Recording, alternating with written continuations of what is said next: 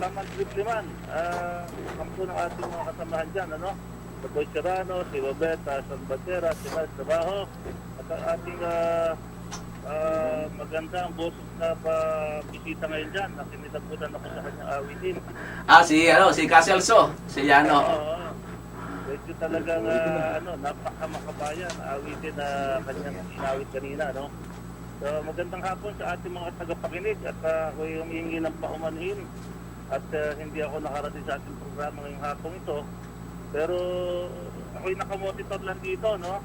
Maraming salamat, Mr. Equalizer. Talaga equalizer ka talaga. Ay, yung ating mga kasamahan, parang late yata, no? Oh, late. Oh.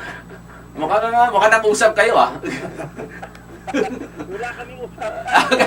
Nagkataon lang. Nagkataon lang. Siguro, talagang binomonitor kung talagang kaya mo na rin mag-isa dyan.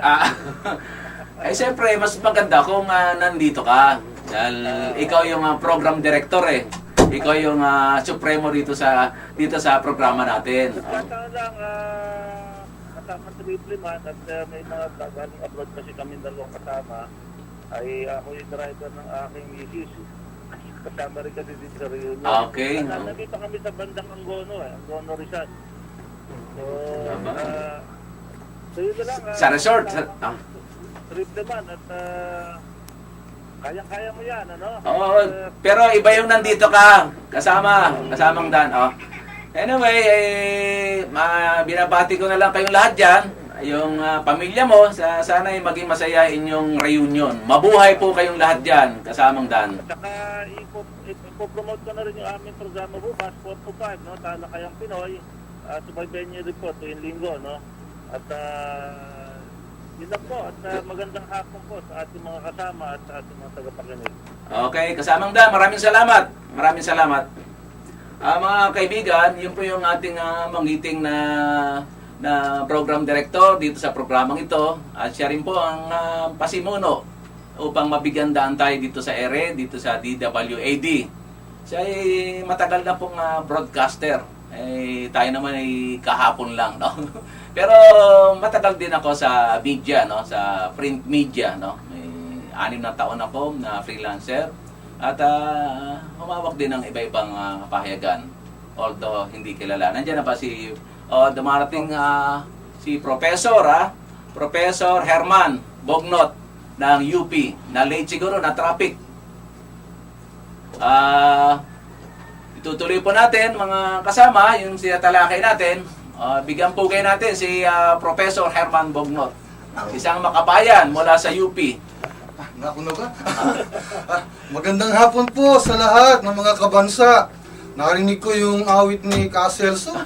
Talagang makapagbag damdamin. Ang ganda pala talaga ng boses, Caselso. At ipagpaumanhin po at ngayon ako, nakahuli ako at mahirap talagang walang kabuhayan, ka-Tripliman at bahay. Kasi nakakuha ako sa kabundukan pa ng Antipolo. Traffic dyan sa St. Juan. Paano may bahay ka na? Oo nga, ito pa, yung maliit na bahay doon, nakapagsimula na rin. Malit man daw yan, bahay pa rin daw yan. Oo nga, at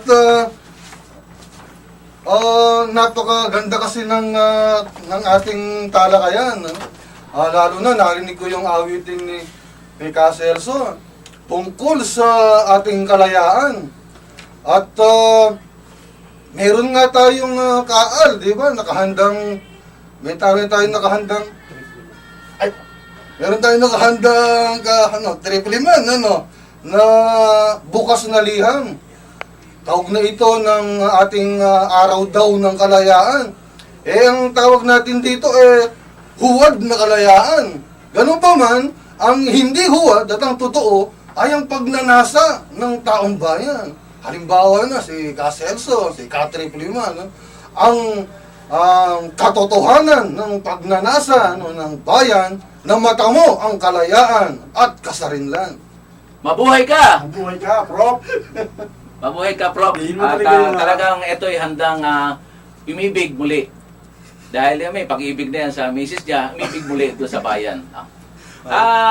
Aling pag-ibig ba ang wagas at dalisay, kundi ang pag-ibig sa lupang tinubuan? tutuloy po natin yung ating talakayan kasi tinatalakay ko, Prof, yung kabuang esensya ng demokrasya, no? Tayo ba ay may demokrasya? Sa ilalim ng demokrasya ito, meron ba tayong kalayaan sa politika? Meron po tayong kalayaan sapagkat makita naman natin sila yung paulit-ulit, no? Yun yung kalayaan natin. Mula doon sa tatay, sa asawa, sa anak, yung tinatawag natin na yun yung politika natin na kontrolado rin, no? Sa kalayaan sa edukasyon, sapagkat alimang pananalakay, ang unang inahawakan para makontrol mo yung utak ng tao. Kaya kinontrol nila yung edukasyon. Yung sinabi ko kayo na hindi ko natuloy, mula elementarya, high school, hanggang kolehiyo, ay makikita natin na 10 subject, halimbawa sa elementarya o high school, ay isa lang yung subject na Pilipino. Yung ibang subject diyan ay puro English na at hindi pumapabor o maangkop sa ating kalagayan sa Pilipinas, no?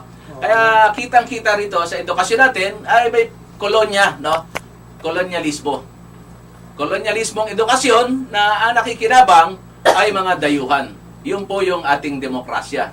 At sa ekonomiya, sino ba ang kumokontrol ng ekonomiya? Hindi po tayo mga dayuhan pa rin ang kumokontrol. Kawawang mga Pilipino. Kaya sumama po kayo dito sa Bahay at Kabuhayan at mamumulat po kayo. At tuturuan po namin kayo o tuturuan nyo kami.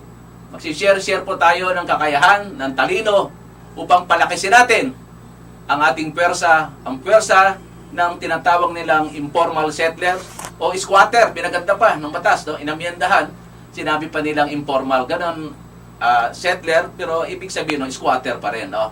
At yung kabuhayan sinasabi natin sa ekonomiya, marami tayong batas na nakatago, no? Yung sinasabi kong dating batas na na-repeal na, yung parity amendments, yung agreement natin sa ekonomiya, ay halos kontrolado sapagkat $65 billion na yung ating utang.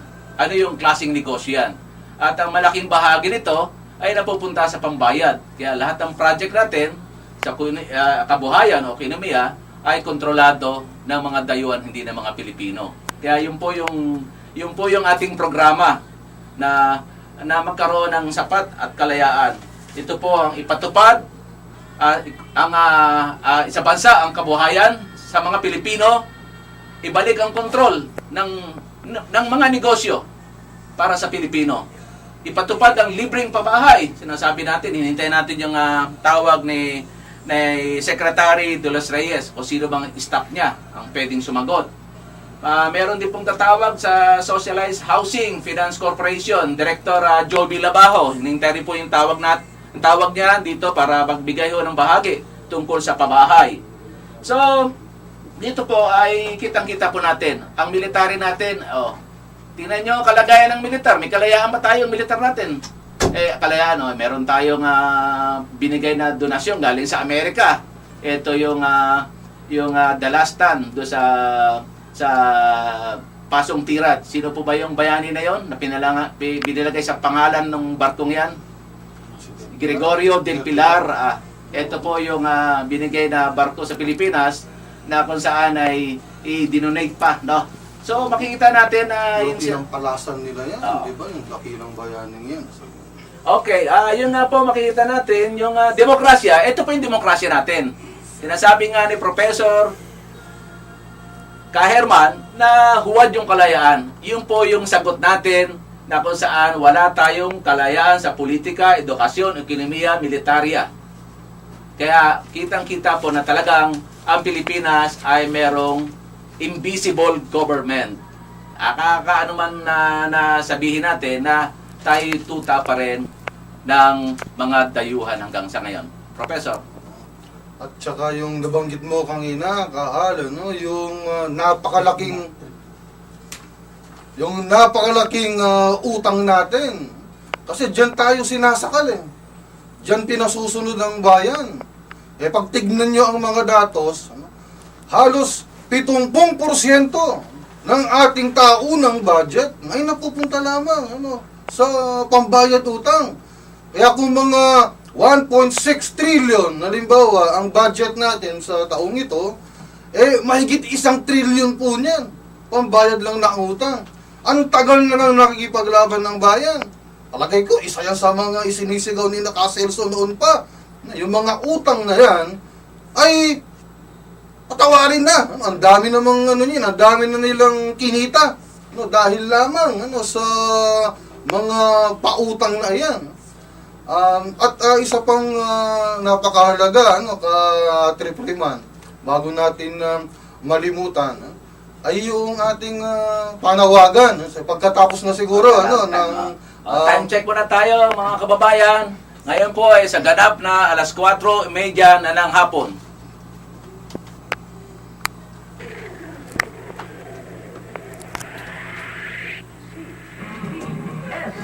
Procedures Broadcasting System. W80. Just remember other sa iyong mga radio. Hello? Ano? Ikaw.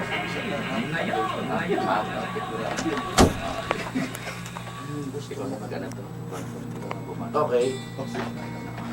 Sige. Okay. Okay. Last minute. Oo. Hanggang 4 to 5 lang to. Hanggang 4 to 5 lang. Pero ang Kababayan, ay meron po kaming bukas na liham para sa sambayan ng Pilipino. Babasahin po ni Professor Okay. Herman Bognot. Okay. Ang liham pong ito ay para sa kaalaman ng sambayan ng Pilipino at naka-address sa ating kagalang-galang na Pangulong Benigno Aquino at pangalawang Pangulong Binay. Sa kapahintulutan po ninyo ay babasahin ko kasama ang tripliman. Okay, go ahead. Sige. Pinagpipitagan naming Pangulong Aquino at pangalawang Pangulong Binay, maligayang araw ng paghangad sa tunay na kalayaan. Noong Lunes ay pinagdiwang natin ang araw ng kalayaan. Kung tutuusin ay ito na sana ang ika-114 na taon ng pagkakaroon natin ng kasarinlan.